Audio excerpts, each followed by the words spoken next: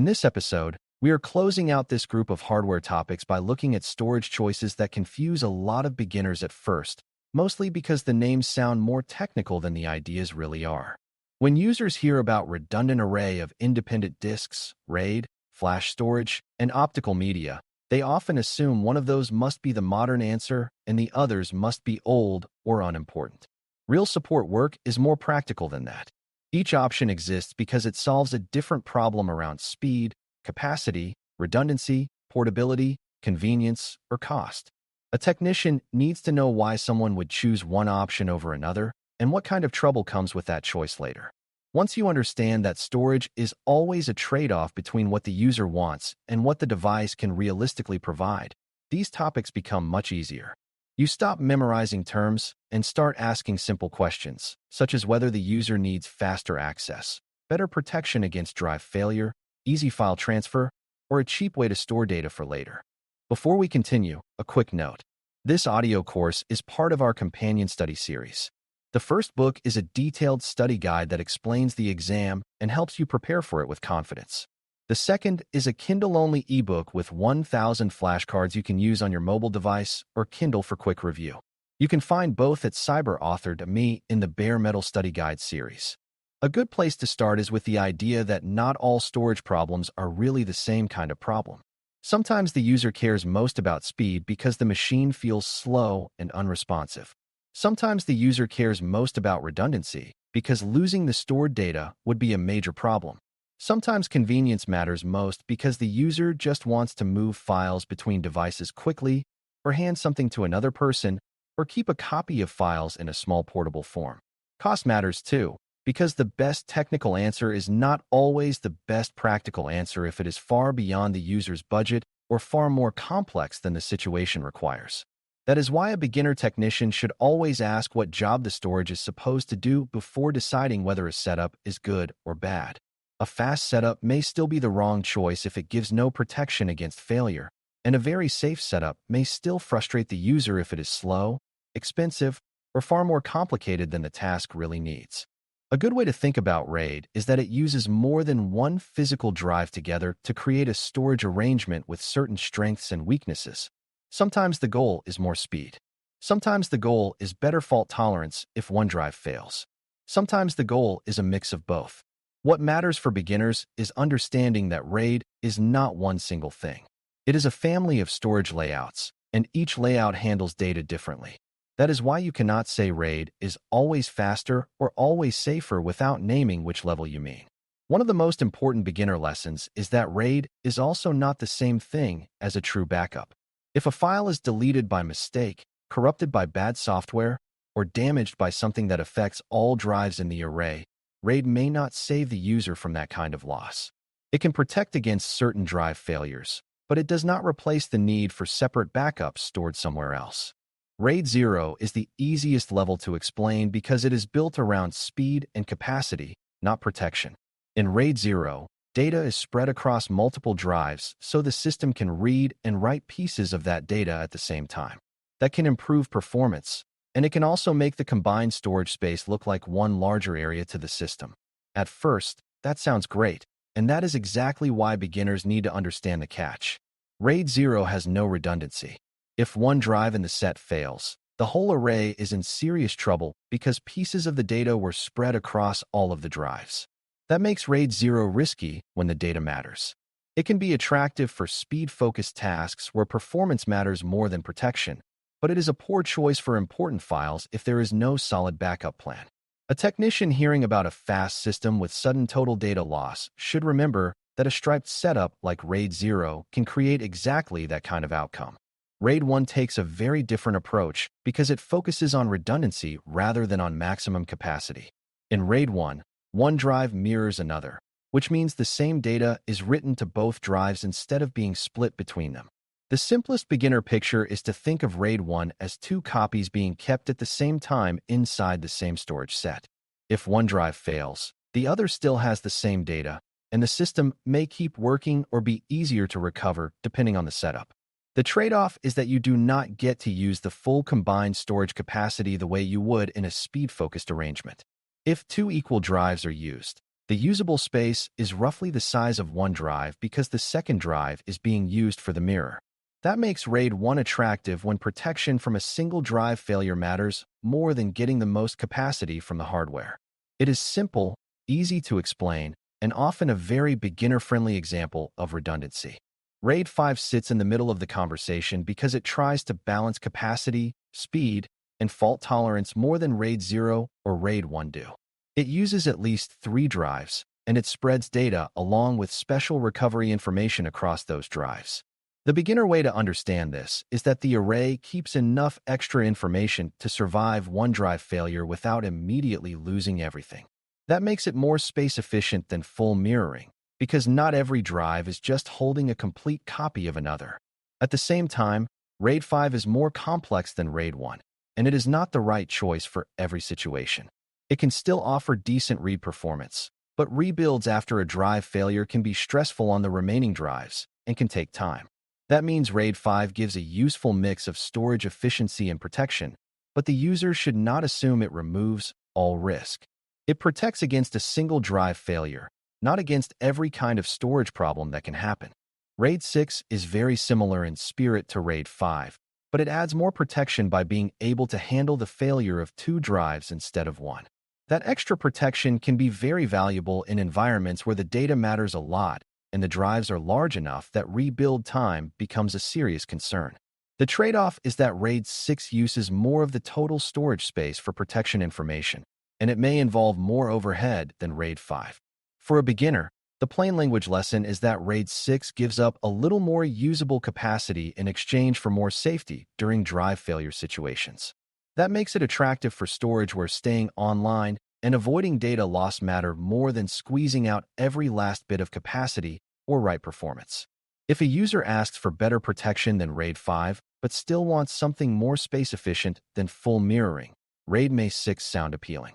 The important part is understanding that more protection usually means more cost, more drives, or less usable space.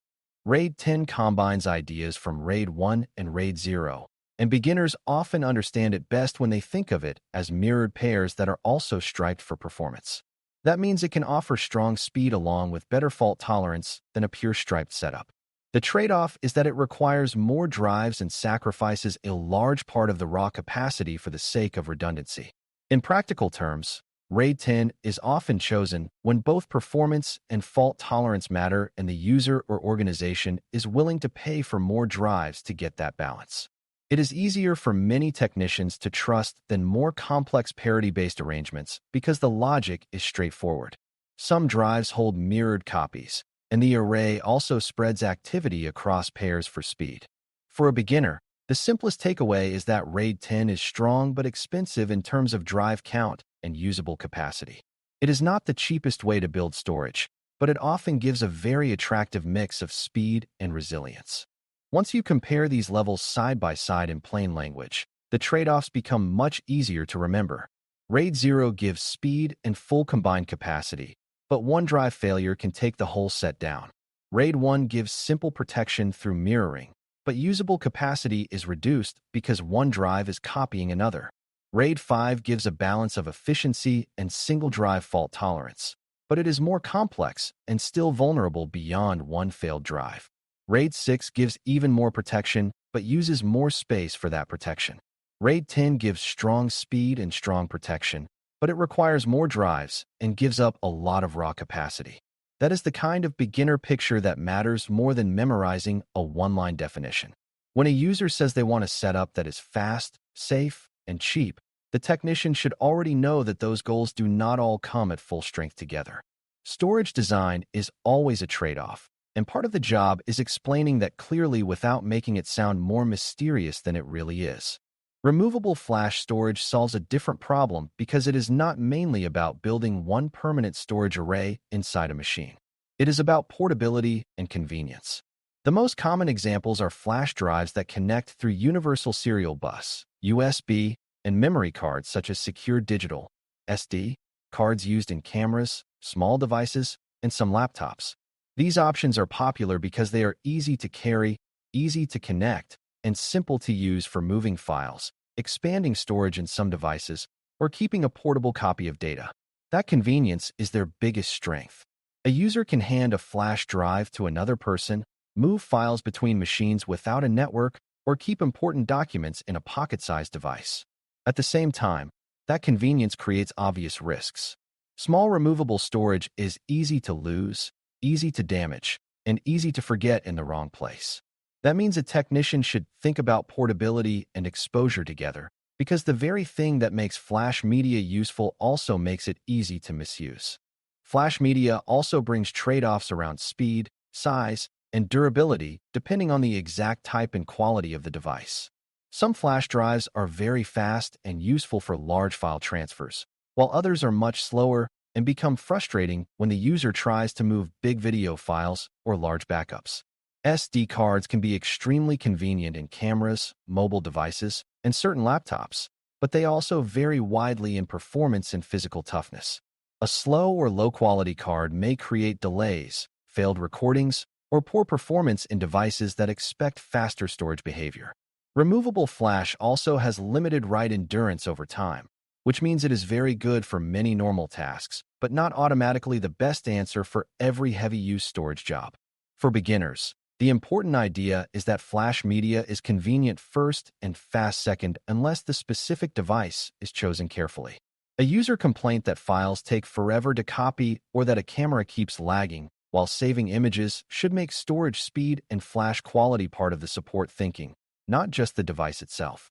Optical media belongs in this conversation because it still shows up in certain environments and because it teaches an important lesson about why older storage methods continue to exist. Compact disc, CD, digital versatile disc, DVD, and Blu-ray media store data on physical discs that are read by an optical drive using light. These formats are not as central to daily computing as they once were, but they remain useful for some software distribution, media playback, long-term file storage in certain situations, and environments where a simple physical handoff is helpful. Optical media has a clear strength in that it can be inexpensive, easy to label, and in the case of write-once formats, harder to change after the fact. That can be useful when the goal is to store something in a more fixed form. At the same time, optical media has obvious limits. It is slower than modern solid-state storage, less convenient than small flash media for repeated rewrites, and more vulnerable to scratches, drive availability problems, and simple age-related handling issues. One very useful beginner lesson with optical media is that not all disks behave the same way. Some are read-only and are meant to be used as they were created. Some can be written once. Some can be rewritten, though usually with more limits and slower behavior than flash storage. That means optical media is often better for distribution, reference copies, or occasional archiving than for everyday active work where files change constantly. A user who wants to move one large file once or install older software from a disk may be perfectly fine with optical media. A user who needs to edit files repeatedly, move them quickly, and carry them every day will usually be better served by flash storage instead. Optical also depends on having a drive available, and that is a real practical limit now because many modern laptops and small systems do not include optical drives at all. So the technician has to think not just about the media, but also about whether the system can even use it conveniently. When you compare RAID, removable flash, and optical storage together, you can see that they solve very different kinds of problems. RAID is about how internal drives work together for speed, redundancy, or both. Removable flash is about convenient portable storage that is easy to move between systems. Optical media is about disk-based storage that may still be useful for certain fixed or occasional tasks, even though it is less central than it used to be. A beginner technician should avoid trying to rank them as if one is the winner. That is not the point. The real question is what the user needs most. If the goal is fault tolerance inside a storage system, RAID is part of that discussion. If the goal is passing files from one machine to another quickly, flash media is more relevant. If the goal is using legacy software, creating a write-once archive, or reading older media, optical still matters. Matching the tool to the job is what keeps support decisions practical and grounded. User complaints around these storage types also begin to make more sense once you understand the trade-offs. If a machine with a RAID array suddenly reports degraded status after one drive fails, the technician should recognize that the array may still be working but is now running with reduced protection. If a flash drive is lost, corrupted, or painfully slow, the problem may not be the computer at all. It may be the limits of the removable media or the risk that comes with carrying data in a tiny device. If an optical disc will not read, the cause might be disk damage, drive age, media quality, or simple compatibility with the format. These are all different storage problems, and the user may describe each one as lost files or bad storage. Your job is to hear the more specific story behind that complaint. Are they dealing with a drive failure inside an array, a portable media problem, or a disk-based access problem? That distinction shapes the right response immediately.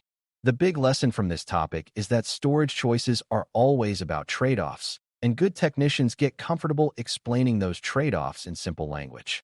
RAID levels trade capacity, speed, and redundancy against one another.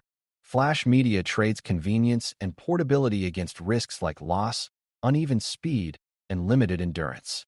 Optical media trades low cost and fixed physical copies against slower performance and declining everyday convenience. None of these choices are automatically right or wrong by themselves. They are only right or wrong for a specific purpose. Once you learn to ask whether the user needs speed, redundancy, portability, convenience, or low cost the most, the storage decision becomes much easier to understand. That is exactly how you should think at the A+ level. You are not trying to memorize storage terms in isolation. You are learning how to connect real user needs to the strengths and weaknesses of the storage options in front of you. Thanks for listening. For more audio courses, daily newsletters, and more, please visit DailyCyber.News.